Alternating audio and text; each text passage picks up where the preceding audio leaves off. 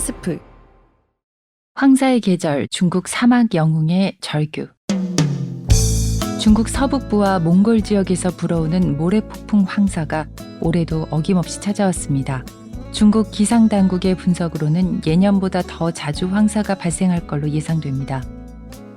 이런 가운데 중국 서북부의 사막에 전 재산을 들여 나무를 심고 푸른 숲을 가꿨던 사막 영웅의 안타까운 사연이 알려져 공분이 일고 있습니다. 지난 2003년부터 닝샤 자치구 마우우수 사막에 나무를 심어온 올해 64살 순궈 여우 씨 이야기입니다.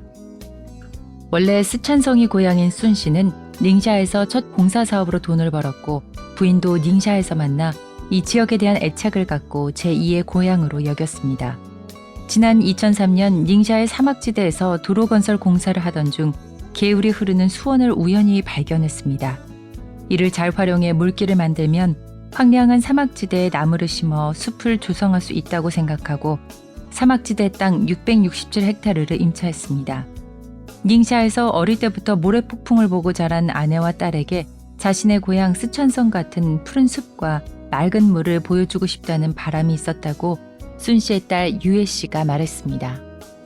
사막에 나무가 자랄 수 있는 기반을 만들기 위해 먼저 수로를 만들고 풀씨부터 뿌린 뒤 관목과 나무를 차차 키워나간 세월이 20년.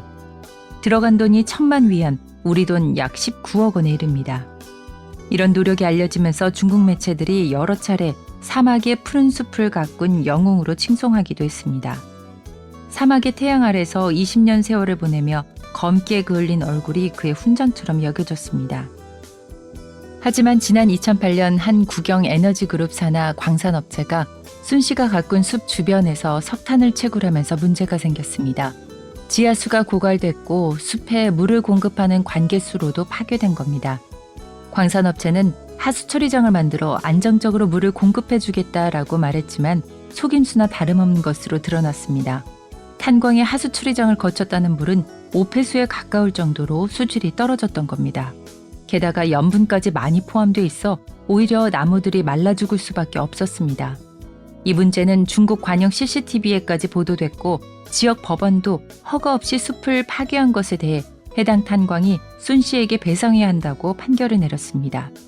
그런데도 광산업체 횡포는 계속돼 10년이 넘도록 문제는 해결되지 않았습니다. 광산업체가 법 위반에 대해 벌금만 내는 식으로 버텨온 겁니다. 결국 지하수가 아닌 하늘에서 내리는 비에만 의존해야 했는데 원래 사막 지역이다 보니 강수량이 충분할 수가 없었습니다. 이미 3분의 1가량의 수목이 고사했습니다. 할 수 없이 생수통에 물을 담아 나르고 물을 사서 트럭으로 공급하기도 해봤지만 역부족이었습니다. 비싼 물값을 감당할 수도 없었고 공급되는 수량도 넓은 조림지 전체에 물을 대기에는 턱없이 부족했던 겁니다.